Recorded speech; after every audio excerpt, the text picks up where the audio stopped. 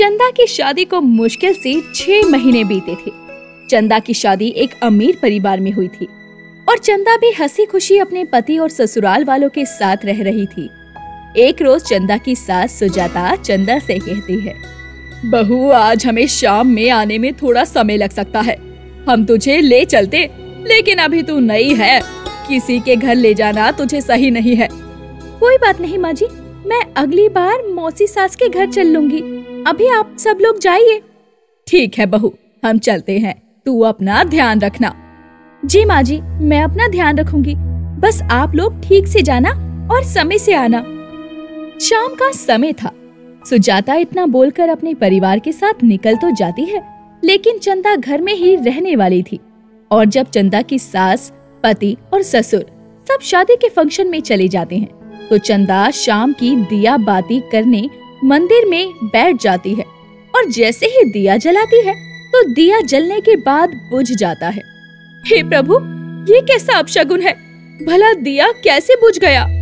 इतना बोलकर चंदा दोबारा जैसे ही दिया जलाती है, दिया फिर से जलकर बुझ जाता है और चंदा को आभास हो जाता है जैसे कि कुछ तो अनहोनी होने वाली थी। तभी वो अपने पति को फोन लगाती है, लेकिन चंदा का पति अशोक कॉल नहीं उठाता। कई बार फोन लगाने के बाद उधर से एक औरत की आवाज आती है, जी आप कौन बोल रहे हैं? ये फोन किसी का भी है, उनका कार एक्सीडेंट हो चुका है और इस एक्सीडेंट में कोई भी जिंदा नहीं बचा है। आप जो कोई भी हो अपने परिवार से मिलने आ जाइए। इतना सुनते ही चंदा के पैरों तले जमीन ही खिसक जाती है और वो वहीं बेहोश हो जाती है। उसकी सुध बुध खो चुकी थी। लेकिन इस हादसे के 6 महीने बाद चंदा मंदिर के बाहर सीढ़ियों पर फटे चिटे कपड़ों में बैठी हुई थी। अरे चंदा, तुझे कितनी बार कहा है कुछ खा पी लिया कर, इस हालत में कुछ खाएगी पिएगी नहीं तो तुझे दिक्कत हो जाएगी, साथ में बच्चे को भी परेशानी होगी। बस मुनमुन काकी, इस बच्चे के लिए ही तो जी रही हूँ, वरना मैं तो कब की मर चुकी होती, जिस दिन मेरा परिवार ही मुझे छोड़कर चला गया। अरे परिवार छोड़कर गया है, लेकिन एक आस तो दे ही गया ना। अब इसके भरोसे ही तुझे अपनी दूसरी दुनिया शुरू करनी है। चल उठ जा, भंडारे से पूरी सब्जी लेकर आई हूँ, ये खा ले। चंदा अब मुनमुन, जो कि मंदिर के बाहर फूल माला की दुकान लगाती थी, उसका लाया हुआ खाना खाती है और खाना खाते खाते चंदा की आंखें भर आती है और वो मुनमुन से कहती है, मुनमुन काकी, आप नहीं होती तो ना जाने मैं कब की मर चुकी होती। आपने मुझे एक माँ की तरह सहारा दिया है। अरे ये सब तो माता रानी की कृपा है, कब कौन कहाँ क्या हो जाए ये सब तो वही तय करता है। और तू भी तो माँ दुर्गा की इतनी बड़ी भक्त है, तो भला माँ दुर्गा भी अपने बच्चों को उदास कैसे कर सकती है? अरे मुनमुन काकी, आप खाइए ना, सुबह से आपने भी कुछ नहीं खाया होगा, बस दुकान पर ही आप अपना सारा ध्यान रखती हो। अरे चल, अब मैं तो खा ही लूंगी, उसके बाद तू अपने घर चली जा, घर जाकर खाना बना लेना, तब तक मैं आ जाऊंगी। उस दिन जब चंदा अपने परिवार को खो चुकी थी, तो वो अपना घर राजपाट सब छोड़कर माता रानी के मंदिर में आकर अपना सर फोड़कर रोती है, लेकिन उसे कुछ हासिल नहीं होता। तभी मंदिर के बाहर फूल माला बेचने वाली मुनमुन चंदा को सहारा देती है और उसे अपनी बेटी की तरह ही कई महीने तक अपने पास रखती है। उसके बाद जब चंदा को थोड़ा होश आता है, तो वो पाती है कि वो माँ बनने वाली है, जिसके बाद वो थोड़ी बहुत जीने की आस अपने मन में जगा लेती है। तब देर शाम चंदा खाना बना रही थी कि तभी मुनमुन घर आती है। अरे चंदा, खाना बन गया क्या? बहुत जोरों की भूख लगी है, आज तो बहुत ज्यादा थक गई मैं। हाँ काकी, मैंने खाना बना दिया है, आप जल्दी से हाथ मुंह धो लीजिए, मैं खाना लगा देती हूँ। अरे तुझे पता है, जब से तुझे मैंने अपने घर पर रखा है, तब से मेरे घर में लक्ष्मी की कोई कमी नहीं होती। मैं पहले जितना कमाती थी ना, आज उससे दुगना कमा रही हूँ। और आपने मुझे सहारा देकर एक नई जिंदगी दी है, वो मेरे लिए किसी नए जीवन दान से कम नहीं है। अरे तू सुबह शाम माता के मंदिर में जाकर मंदिर की सफाई करती है, उसके बाद मेरे साथ फूल माला बनाने में मदद करती है, तो भला माता रानी तुझे कैसे दुखी देख सकती है? और मेरी बच्ची, तू गर्भ से है, इतना रोया मत कर, बच्चे पे बुरा असर होगा। रोना तो क्या करूँ काकी, परिवार के छिन जाने से बड़ा दुख और क्या ही हो सकता है, आप तो सब जानती हैं। चंदा जैसे तैसे अपने दिन गुजार रही थी, लेकिन वो माँ बनने वाली थी। इस आस में उसने एक नई जिंदगी की उम्मीद सजा ली थी और अब वो खुद पर भी ध्यान देने लगी थी और अपने आने वाले बच्चे के लिए काफी खुश थी। अब बच्चे के आने का दिन काफी नजदीक है। मैं तो तुझे यही कहूंगी कि अब तू 1-2 महीने आराम कर, बाकी का सारा काम मैं देख लूंगी। नहीं काकी, अगर मैं घर पर रहने लगी तो मुझ में और भी आलस आ जाएगा और मैं चाहती हूँ कि मैं माता रानी की सेवा करती रहूं। उन्होंने मुझसे सब कुछ छीना है तो कुछ दिया भी है। मैं जिंदगी भर उनकी आभारी रहूंगी। आप जैसी माँ, ये बच्चा, ये सब उन्हीं की तो देन है। माता रानी तुझ पर हमेशा अपनी असीम कृपा बनाए रखे मेरी बच्ची। अब मंदिर साफ करके घर चली जा, थोड़ा आराम कर लेना। आराम की क्या जरूरत है, आप आराम करिए, आप भी तो थक जाती हैं। मुझे तो आपकी तबीयत कुछ ठीक नहीं लग रही। आप सच बताइए, आप मुझसे कुछ छुपा रही हैं क्या काकी? अरे नहीं नहीं, भला मैं क्या छुपाने लगी। मैंने तुझे अपनी बेटी की तरह पाला है। अपनी बेटी से भला कोई माँ कुछ छुपाती है क्या? अच्छा ठीक है, अब आप मुझे अपनी बेटी बोल ही रही हो तो अब आप जाकर आराम कीजिए, मैं सारा काम कर लूंगी। चंदा फूल वाली यानी कि अपनी मुनमुन काकी से बहुत जिद करती है कि वो आराम कर ले, क्योंकि मुनमुन सुबह से शाम तक मंदिर के बाहर फूल माला बनाकर बेचा करती थी और इस वजह से ना तो वो मुनमुन अब ढंग से कुछ खा पी पाती थी और ना ही आराम करती थी। ऐसे ही समय बीत रहा था। चंदा की डिलीवरी का समय भी नजदीक आ रहा था। एक रोज सुबह के समय जब मुनमुन मंदिर जा रही थी तो वो चंदा से कहती है, अरे चंदा, आज तू कहीं बाहर मत जा। तेरी डिलीवरी का समय आजकल का ही चल रहा है। ऐसा ना हो कि तू मंदिर जाए और तुझे दर्द उठ जाए। आप सही कह रही है काकी, आज मुझे आराम करना चाहिए। मुझे भी कुछ अजीब सा लग रहा है। अब मुनमुन घर से फूलों की टोकरी लिए निकल जाती है। वहीं दूसरी ओर मुनमुन के जाने के कुछ समय बाद ही चंदा को लेबर पेन शुरू हो जाता है। ऐसे में चंदा दर्द से तड़प रही थी। तभी वहाँ मुनमुन का अचानक आना होता है। अरे चंदा, तू चिंता मत कर। मुझे पता था कि आज मेरे घर नन्हा मेहमान जरूर आएगा, इसीलिए मैं आधे रास्ते से वापस चली आई। अच्छा किया काकी जो अब आ गई। मुझसे ये दर्द बर्दाश्त नहीं हो रहा। अरे डरने की कोई बात नहीं है, तुझ में बहुत हिम्मत है मेरी बच्ची। तेरी काकी है ना तेरे साथ, बस तू हिम्मत रख और माता रानी पर विश्वास भी रख। इतना कहकर मुनमुन जल्दी से गर्म पानी करके लाती है और देसी तरीके से चंदा की डिलीवरी करती है। कुछ समय बाद चंदा को उसके हाथ में उसकी नन्ही सी जान यानी कि उसकी बेटी थमा कर कहती है, मेरी बच्ची, अब से ना तुझे इसका ख्याल रखना है और तेरा खुद का भी, और तुझे बेबस नहीं मजबूत बनना है। लेकिन काकी, आप इस वक्त ऐसी बातें क्यों कर रही हैं? आप ठीक तो है ना? अरे हाँ हाँ, मैं बिल्कुल ठीक हूँ, बस मैं थोड़ी देर में आई, तू अपना ध्यान रखना। चंदा बहुत खुश थी। उसने एक नन्ही सी बेटी को जन्म दिया था, लेकिन चंदा अपनी बेटी को गोद में लिए उसे निहार रही थी। तभी उसके मोहल्ले की एक औरत भागी भागी आती है और चंदा से कहती है, अरे चंदा, तू ये क्या कर रही है? तुझे खबर भी है तेरी काकी का एक्सीडेंट हो गया, वो भी सुबह सुबह। जिस किसी ने तेरी काकी का एक्सीडेंट किया है उसे भी पुलिस पकड़ कर ले जा चुकी है। क्या मजाक कर रही हैं आप? अभी तो काकी मेरे साथ थी। देखिए, मेरी एक नन्ही सी जान को जन्म देने में उन्होंने मेरी मदद की है और वो इस घड़ी में मेरे साथ थी। अरे सुबह सुबह ऐसी बातें मैं क्यों करूँगी? तुझे विश्वास नहीं है तो चलकर देख ले, तेरी काकी की बॉडी वहीं सड़क पर रखी है और लोगों ने भीड़ लगा रखी है। चंदा को उस औरत की बात कुछ समझ नहीं आती, लेकिन जब चंदा अपनी बेटी को लेकर बिस्तर से उठती है तो नीचे देखकर वो हैरान रह जाती है। उसके घर में जो पैरों के लाल निशान थे, वही पैरों के लाल निशान माँ दुर्गा के मंदिर में थे। इसका मतलब वो काकी नहीं, दुर्गा माँ थी। माँ दुर्गा स्वयं मेरे पास आई थी। अरे तू खुद से क्या बके जा रही है? तेरा दिमाग तो खराब नहीं हो गया? चल चल, तेरी काकी को ले आ। जहाँ एक तरफ चंदा इस बात से खुश थी कि वो माँ बन चुकी थी, वहीं दूसरी तरफ उसने अपनी एक और माँ को खो दिया था, जिसने हमेशा उसके बुरे वक्त में उसका साथ दिया था।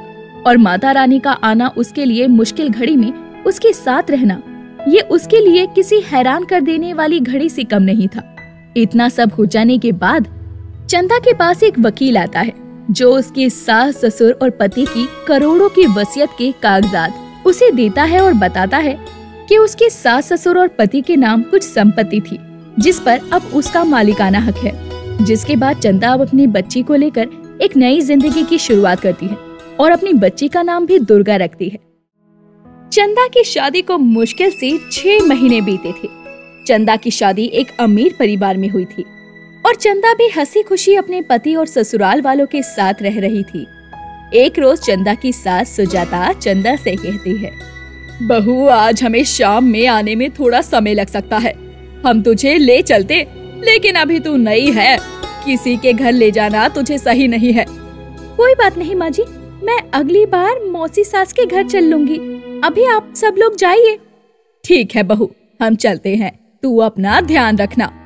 जी माँ जी, मैं अपना ध्यान रखूंगी, बस आप लोग ठीक से जाना और समय से आना। शाम का समय था। सुजाता इतना बोलकर अपने परिवार के साथ निकल तो जाती है, लेकिन चंदा घर में ही रहने वाली थी। और जब चंदा की सास, पति और ससुर सब शादी के फंक्शन में चले जाते हैं, तो चंदा शाम की दिया बाती करने मंदिर में बैठ जाती है और जैसे ही दिया जलाती है तो दिया जलने के बाद बुझ जाता है। हे प्रभु, ये कैसा अपशगुन है, भला दिया कैसे बुझ गया। इतना बोलकर चंदा दोबारा जैसे ही दिया जलाती है, दिया फिर से जलकर बुझ जाता है और चंदा को आभास हो जाता है जैसे कि कुछ तो अनहोनी होने वाली थी। तभी वो अपने पति को फोन लगाती है, लेकिन चंदा का पति अशोक कॉल नहीं उठाता। कई बार फोन लगाने के बाद उधर से एक औरत की आवाज आती है, जी आप कौन बोल रहे हैं? ये फोन किसी का भी है, उनका कार एक्सीडेंट हो चुका है और इस एक्सीडेंट में कोई भी जिंदा नहीं बचा है। आप जो कोई भी हो अपने परिवार से मिलने आ जाइए। इतना सुनते ही चंदा के पैरों तले जमीन ही खिसक जाती है और वो वहीं बेहोश हो जाती है। उसकी सुध बुध खो चुकी थी। लेकिन इस हादसे के 6 महीने बाद चंदा मंदिर के बाहर सीढ़ियों पर फटे चिटे कपड़ों में बैठी हुई थी। अरे चंदा, तुझे कितनी बार कहा है कुछ खा पी लिया कर, इस हालत में कुछ खाएगी पिएगी नहीं तो तुझे दिक्कत हो जाएगी, साथ में बच्चे को भी परेशानी होगी। बस मुनमुन काकी, इस बच्चे के लिए ही तो जी रही हूँ, वरना मैं तो कब की मर चुकी होती, जिस दिन मेरा परिवार ही मुझे छोड़कर चला गया। अरे परिवार छोड़कर गया है, लेकिन एक आस तो दे ही गया ना। अब इसके भरोसे ही तुझे अपनी दूसरी दुनिया शुरू करनी है। चल उठ जा, भंडारे से पूरी सब्जी लेकर आई हूँ, ये खा ले। चंदा अब मुनमुन, जो कि मंदिर के बाहर फूल माला की दुकान लगाती थी, उसका लाया हुआ खाना खाती है और खाना खाते खाते चंदा की आंखें भर आती है और वो मुनमुन से कहती है, मुनमुन काकी, आप नहीं होती तो ना जाने मैं कब की मर चुकी होती। आपने मुझे एक माँ की तरह सहारा दिया है। अरे ये सब तो माता रानी की कृपा है, कब कौन कहाँ क्या हो जाए ये सब तो वही तय करता है। और तू भी तो माँ दुर्गा की इतनी बड़ी भक्त है, तो भला माँ दुर्गा भी अपने बच्चों को उदास कैसे कर सकती है। अरे मुनमुन काकी, आप खाइए ना, सुबह से आपने भी कुछ नहीं खाया होगा, बस दुकान पर ही आप अपना सारा ध्यान रखती हो। अरे चल, अब मैं तो खा ही लूंगी, उसके बाद तू अपने घर चली जा, घर जाकर खाना बना लेना, तब तक मैं आ जाऊंगी। उस दिन जब चंदा अपने परिवार को खो चुकी थी, तो वो अपना घर राजपाट सब छोड़कर माता रानी के मंदिर में आकर अपना सर फोड़कर रोती है, लेकिन उसे कुछ हासिल नहीं होता। तभी मंदिर के बाहर फूल माला बेचने वाली मुनमुन चंदा को सहारा देती है और उसे अपनी बेटी की तरह ही कई महीने तक अपने पास रखती है। उसके बाद जब चंदा को थोड़ा होश आता है, तो वो पाती है कि वो माँ बनने वाली है, जिसके बाद वो थोड़ी बहुत जीने की आस अपने मन में जगा लेती है। तब देर शाम चंदा खाना बना रही थी कि तभी मुनमुन घर आती है। अरे चंदा, खाना बन गया क्या? बहुत जोरों की भूख लगी है, आज तो बहुत ज्यादा थक गई मैं। हाँ काकी, मैंने खाना बना दिया है, आप जल्दी से हाथ मुंह धो लीजिए, मैं खाना लगा देती हूँ। अरे तुझे पता है, जब से तुझे मैंने अपने घर पर रखा है, तब से मेरे घर में लक्ष्मी की कोई कमी नहीं होती। मैं पहले जितना कमाती थी ना, आज उससे दुगना कमा रही हूँ। और आपने मुझे सहारा देकर एक नई जिंदगी दी है, वो मेरे लिए किसी नए जीवन दान से कम नहीं है। अरे तू सुबह शाम माता के मंदिर में जाकर मंदिर की सफाई करती है, उसके बाद मेरे साथ फूल माला बनाने में मदद करती है, तो भला माता रानी तुझे कैसे दुखी देख सकती है। और मेरी बच्ची तू गर्भ से है, इतना रोया मत कर, बच्चे पे बुरा असर होगा। रोना तो क्या करूं काकी, परिवार के छिन जाने से बड़ा दुख और क्या ही हो सकता है, आप तो सब जानती हैं। चंदा जैसे तैसे अपने दिन गुजार रही थी, लेकिन वो माँ बनने वाली थी।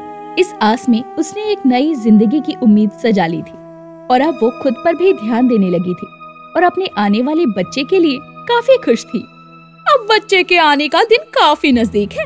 मैं तो तुझे यही कहूंगी कि अब तू 1-2 महीने आराम कर, बाकी का सारा काम मैं देख लूंगी। नहीं काकी, अगर मैं घर पर रहने लगी तो मुझ में और भी आलस आ जाएगा और मैं चाहती हूँ कि मैं माता रानी की सेवा करती रहूं। उन्होंने मुझसे सब कुछ छीना है तो कुछ दिया भी है, मैं जिंदगी भर उनकी आभारी रहूंगी। आप जैसी माँ, ये बच्चा, ये सब उन्हीं की तो देन है। माता रानी तुझ पर हमेशा अपनी असीम कृपा बनाए रखे मेरी बच्ची। अब मंदिर साफ करके घर चली जा, थोड़ा आराम कर लेना। आराम की क्या जरूरत है, आप आराम करिए, आप भी तो थक जाती हैं। मुझे तो आपकी तबीयत कुछ ठीक नहीं लग रही। आप सच बताइए, आप मुझसे कुछ छुपा रही हैं क्या काकी? अरे नहीं नहीं, भला मैं क्या छुपाने लगी, मैंने तुझे अपनी बेटी की तरह पाला है। अपनी बेटी से भला कोई माँ कुछ छुपाती है क्या? अच्छा ठीक है, अब आप मुझे अपनी बेटी बोल ही रही हो तो अब आप जाकर आराम कीजिए, मैं सारा काम कर लूंगी। चंदा फूल वाली यानी कि अपनी मुनमुन काकी से बहुत जिद करती है कि वो आराम कर ले, क्योंकि मुनमुन सुबह से शाम तक मंदिर के बाहर फूल माला बनाकर बेचा करती थी और इस वजह से ना तो वो मुनमुन अब ढंग से कुछ खा पी पाती थी और ना ही आराम करती थी। ऐसे ही समय बीत रहा था।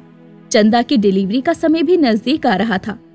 एक रोज सुबह के समय जब मुनमुन मंदिर जा रही थी तो वो चंदा से कहती है, अरे चंदा, आज तू कहीं बाहर मत जा, तेरी डिलीवरी का समय आजकल का ही चल रहा है।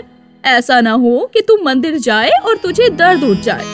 आप सही कह रही है काकी, आज मुझे आराम करना चाहिए, मुझे भी कुछ अजीब सा लग रहा है। अब मुनमुन घर से फूलों की टोकरी लिए निकल जाती है।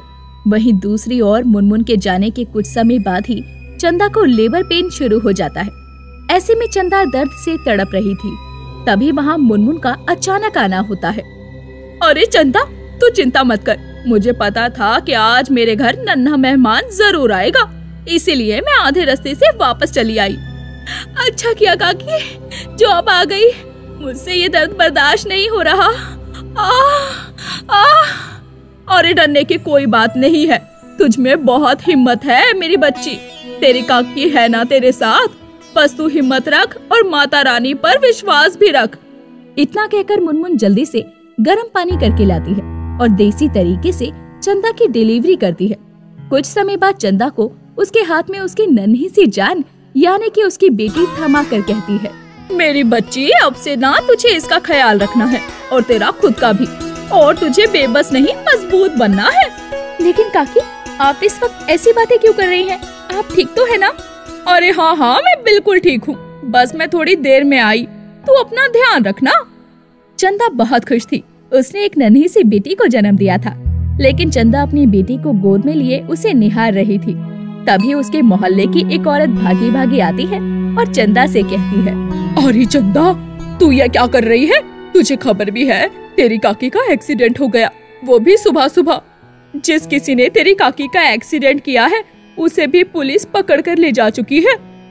क्या मजाक कर रही हैं आप? अभी तो काकी मेरे साथ थी। देखिए, मेरी एक नन्ही सी जान को जन्म देने में उन्होंने मेरी मदद की है और वो इस घड़ी में मेरे साथ थी। अरे सुबह सुबह ऐसी बातें मैं क्यों करूँगी? तुझे विश्वास नहीं है तो चलकर देख ले, तेरी काकी की बॉडी वहीं सड़क पर रखी है और लोगों ने भीड़ लगा रखी है। चंदा को उस औरत की बात कुछ समझ नहीं आती, लेकिन जब चंदा अपनी बेटी को लेकर बिस्तर से उठती है तो नीचे देखकर वो हैरान रह जाती है। उसके घर में जो पैरों के लाल निशान थे, वही पैरों के लाल निशान माँ दुर्गा के मंदिर में थे। इसका मतलब वो काकी नहीं, दुर्गा माँ थी। माँ दुर्गा स्वयं मेरे पास आई थी। अरे तू खुद से क्या बके जा रही है? तेरा दिमाग तो खराब नहीं हो गया? चल चल, तेरी काकी को ले आ। जहाँ एक तरफ चंदा इस बात से खुश थी कि वो माँ बन चुकी थी, वहीं दूसरी तरफ उसने अपनी एक और माँ को खो दिया था, जिसने हमेशा उसके बुरे वक्त में उसका साथ दिया था। और माता रानी का आना उसके लिए मुश्किल घड़ी में उसके साथ रहना, ये उसके लिए किसी हैरान कर देने वाली घड़ी से कम नहीं था। इतना सब हो जाने के बाद चंदा के पास एक वकील आता है, जो उसके सास ससुर और पति की करोड़ों की वसीयत के कागजात उसे देता है और बताता है कि उसके सास ससुर और पति के नाम कुछ संपत्ति थी, जिस पर अब उसका मालिकाना हक है। जिसके बाद चंदा अब अपनी बच्ची को लेकर एक नई जिंदगी की शुरुआत करती है और अपनी बच्ची का नाम भी दुर्गा रखती है।